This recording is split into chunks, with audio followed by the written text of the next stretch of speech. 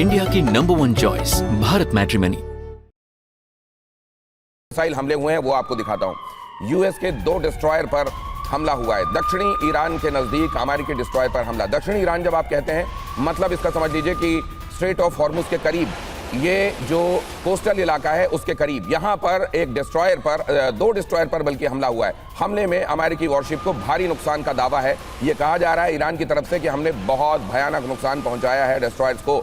IRGC ने कहा 4 अमेरिकी वॉरशिप पर अब तक हमला किया जा चुका है। आईआरजीसी का दावा है कि जब से युद्ध शुरू हुआ है तब से हमने 4 बड़े वॉरशिप्स को बड़ा नुकसान पहुंचाया है। ये आईआरजीसी की तरफ से दावा। आप अगली खबर देखिए, स्ट्रेट ऑफ हॉर्मुज, ईरान का विध्वंसक हमला हुआ है वहां।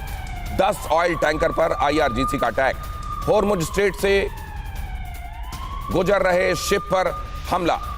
ईरान ने हमले से पहले वार्निंग भी दी। ईरान ने यह पहले भी कहा था, आपको याद होगा जब यहां ज्वाइंट ड्रिल हुई थी, ये तब भी कहा गया था और उसके बाद भी चेतावनी के तौर पर कहा गया था कि स्ट्रेट ऑफ हॉर्मुज ये हम जब चाहे बंद कर सकते हैं। और ये भी कहा गया था कि एक बार हमारे ये कहने के बाद कि इस जगह से मत गुजरिए, इसको हल्के में मत लीजिएगा, वरना इसके अंजाम भुगतने पड़ेंगे। और यही कहा जा रहा है कि हमने वार्निंग दी थी, उसके बावजूद ये शिप्स यहां से गुजर रहे थे और इसलिए इन पर अटैक किया गया। स्ट्रेट ऑफ हॉर्मुज बार बार दुनिया के लिए ये बात हो रही है कि दुनिया के लिए बड़े एक इंपॉर्टेंट नर्व सेंटर के तौर पर इसको देखा जा रहा है। एनर्जी के तौर पर यहीं से गैस हो या तेल हो, दुनिया के अधिकांश हिस्सों के लिए प्रोड्यूस होता है और गुजरता है, ट्रांसपोर्ट किया जाता है। और ऐसे में ये बड़ी तबाही का सबब इकोनॉमी के लिए भी हो सकता है। अगली खबर की तरफ आपको ले चलता हूं। लेबनान में इजराइल ने हमला तेज कर दिया है। बेरूत में प्रेसिडेंशियल पैलेस के पास भी हमला हुआ है। हिजबुल्लाह के ठिकानों पर चुन चुनकर हमला हुआ है।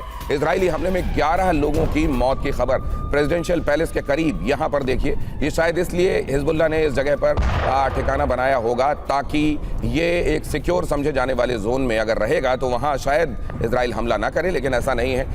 यहां लेबनान में जिन भी जगहों को असुरक्षित समझा जा रहा है, इंक्लूडिंग बेरूत, वहां के महत्वपूर्ण इंस्टॉलेशंस के आसपास भी अगर ऐसी कोई जगह है जहां से ये लगता है कि खतरा और साजिशें यहीं से इजराइल के खिलाफ बुनी जा रही हैं, तो उसको नष्ट किया जा रहा है।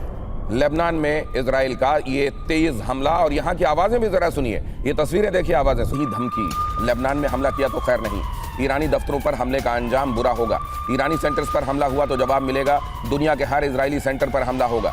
इधर जब लेबनान पर हमला किया जा रहा है, जाहिर है ईरान की तरफ से ही इनको वित्त पोषित किया जाता रहा, इनको तमाम शस्त्रास्त्र दिए जाते रहे, और इसीलिए अब जबकि यहाँ हिजबुल्लाह को निशाना बनाया जा रहा है, ईरान सीधे सीधे ये तो नहीं कह पा रहा है कि हिजबुल्लाह के ऊपर हमला मत करो। उसका कहना यह है कि आप लेबनान में उन जगहों को निशाना मत बनाएं जो ईरान से कनेक्टेड हैं, ईरान से जुड़ी हुई हैं, वरना जहां भी इजराइल के सेंटर्स हैं उनको हम निशाने में लाएंगे।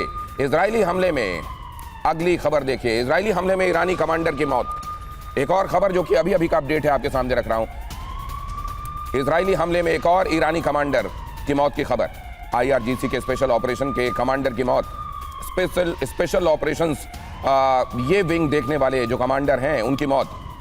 आईआरजीसी कमांडर रहमान मुकद्दम की मौत। इजरायली चैनल 12 के हवाले से खबर आ रही है कि आईआरजीसी के एक और महत्वपूर्ण कमांडर मारे गए जो स्पेशल ऑपरेशंस का जिम्मा जिनके ऊपर था।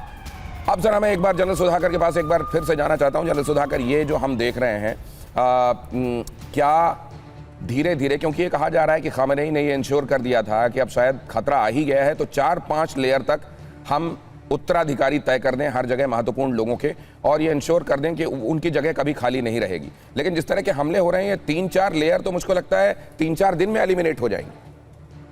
नहीं दिनेश, बात ऑब्जर्वेशन आपकी बिल्कुल सही है, लेकिन ये सिस्टम एक ऐसा अपनाया है, इकोसिस्टम।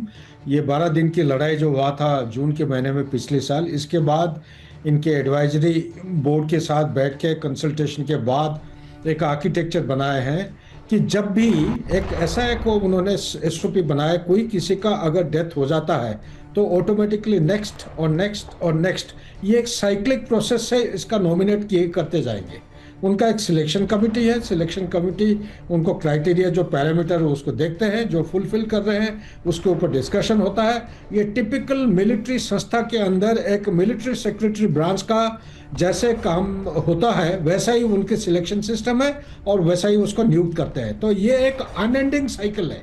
आपके और मेरे विचार में शायद 5 के बाद खत्म हो जाएगा, लेकिन वो खत्म नहीं होता है। It is on a cyclic process.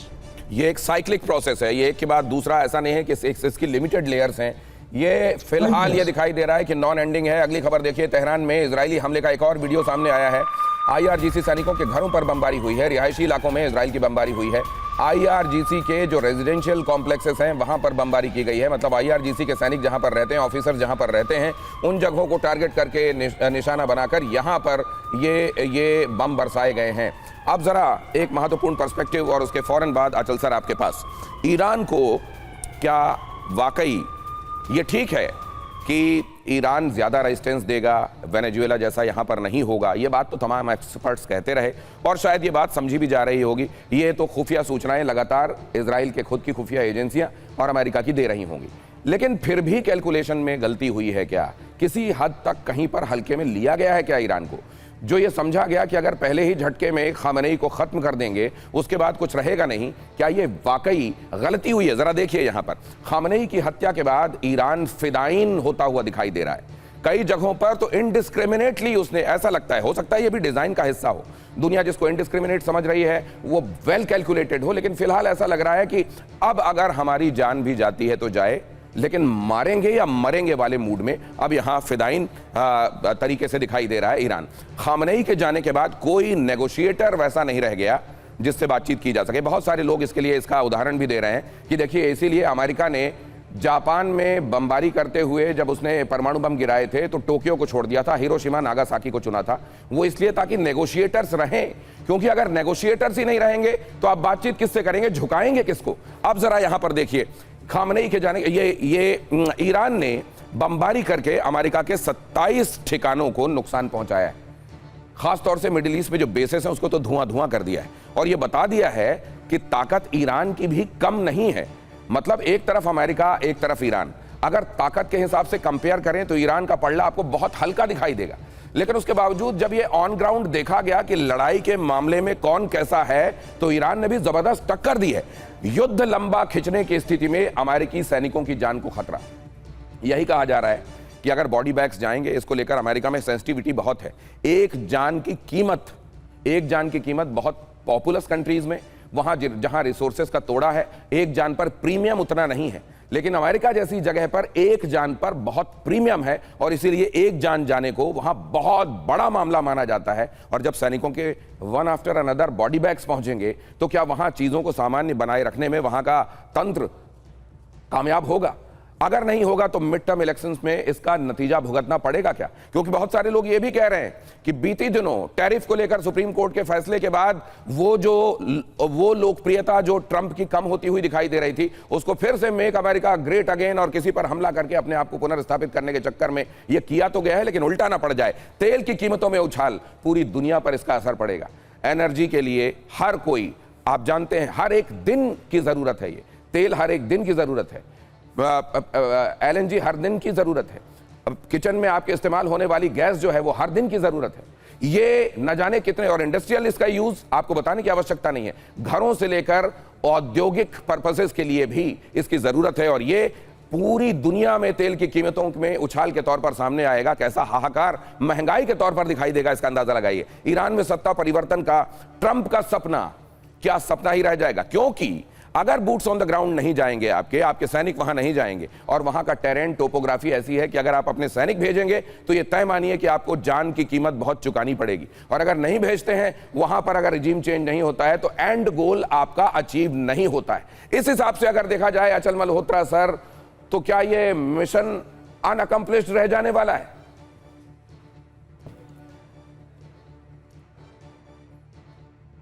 अचल सर अनम्यूट कीजिए प्लीज। हाँ, अभी आवाज आ रही? हाँ सर, लाउड एंड क्लियर। ओके, नमस्कार दिनेश जी। बिल्कुल, जैसा कि एक there is a broad consensus कि अमेरिका के कम से कम 4 ऑब्जेक्टिव्स लेके उन्होंने ईरान में ये जो हमला किया है, तो उसमें सबसे टॉप पे उनका था रिजीम चेंज का। उसके बाद ईरान का न्यूक्लियर प्रोग्राम आता है, फिर बैलिस्टिक प्रोग्राम आता है, और उसके बाद इनका ये अंदेशा है कि ईरान के जितनी भी प्रॉक्सीज हैं उनको न्यूट्रलाइज किया जाए या ईरान उनको सपोर्ट करना बंद करे। आज की तारीख में आप मैक्सिमम ये कह सकते हैं कि इनको जो मेजर ऑब्जेक्टिव था इनका रिजीम चेंज का, उसमें सिर्फ पार्शियल सक्सेस मिली है, टू द एक्सटेंट कि इन्होंने वेल एस्टैब्लिश्ड जो उनके आयतुल्लाह खामेनी और टॉप लीडरशिप को एलिमिनेट कर दिया। और यही सबसे बड़ी जो आंकलन उनका गलत हुआ है वो ये था कि जैसे ही ये आयतोल्ला को एलिमिनेट करेंगे तो एक पॉपुलर अपराइजिंग होगी ईरान के अंदर, और वो जो रिजीम चेंज का सपना ये देख रहे हैं वो वहाँ ईरान में हो जाएगा। इनका कोई प्लान बी नहीं है, इनके पास कोई समझ में नहीं है कि अगर वहाँ वैक्यूम क्रिएट होता है तो कौन आएगा वहाँ पे। कोई ऐसी लीडरशिप नहीं, नॉन आई मीन जो अभी जिसे हम अभी जो उनका सिस्टम है, थियोक्रेसी है, वहाँ पे जो रिलीजियस उनका कंट्रोल है उसके ऊपर, कोई डेमोक्रेटिक तरीके से कोई ऐसी पॉलिटिकल पार्टी नहीं, कोई ऐसी फोर्स नहीं। किसको पैराट्रूप करेंगे वहाँ? रजा पहलवी की भी कोई ऐसा कंसेंसस नहीं है कि वो चला जाएगा या वो एक्सेप्टेबल हो जाएगा। यहाँ इनको बहुत बड़ा बैकफायर हुआ। जो सिंपैथी जो इसमें, ठीक है, थोड़े दिन पहले कुछ डिमॉन्स्ट्रेशंस हो रही थी सरकार के खिलाफ और लोगों को रोष भी है, लोग उसी वजह परेशान भी है। नहीं, ये बहुत इंपॉर्टेंट ऑब्जर्वेशन है सर आपका कि उस समय बैकफायर कर गया। हाँ बिल्कुल, उस समय जो अंदाजा लगाया था डोनाल्ड ट्रंप ने, जब उन्होंने कहा कि आप जाइए सरकारी इमारतों पर कब्जा कर लीजिए, बस हमारी मदद आप तक पहुंच ही रही है, उस समय तो हमने देखा कि बहुत बड़ी तादाद में लोग बाहर निकले, उन्होंने वाकई कई सरकारी इमारतों पर कब्जा किया, पूरे शहर जलने लगे। ईरान का कोई ऐसा प्रोविंस नहीं था जो जल नहीं रहा हो। यहां से अमेरिका और दिनेश उसमें इन्फिल्ट्रेशन थी। अभी एक जो असेसमेंट सर, तो ये इन्फिल्ट्रेशन कहां की थी, किन लोगों की थी? ये मोसाद के एजेंट्स की थी, क्योंकि शुरुआत के दौर में ये डिमॉन्स्ट्रेशंस पीसफुल थी। तो सर अगर ये इनको मालूम था कि ये स्पॉन्टेनियस नहीं है, ये असल में क्रिएट किया गया एक अपराइजिंग है, तो तब तो उन लोगों को, जो उन्होंने तब लोगों की भीड़ में अपने आप को घुला मिलाकर ईरान का ही दिखाकर और इस अपराइजिंग को ऊपर लाने में मदद की थी, इस समय तो उनको वहां होना ही चाहिए था। तो फिर ये प्लान करने वालों ने प्लान क्या किया, ये भी शुभदा चौधरी जी बड़ा सवाल है। मैं आपके पास आ रहा हूँ। अच्छा सर, नंबर हो गया, अच्छा वो आउट नंबर हो गए। ओके, वो लोग जो उस समय सिंपैथी जो क्रिएट हो गई ना इनकी असैसिनेशन से, ओके, ये बैकफायर हो गया, ये बैकफायर हो गया, ये बैकफायर हुआ। लेकिन क्या ये केवल यही प्लान ए था? इंडिया की नंबर 1 चॉइस भारत मैट्रिमनी।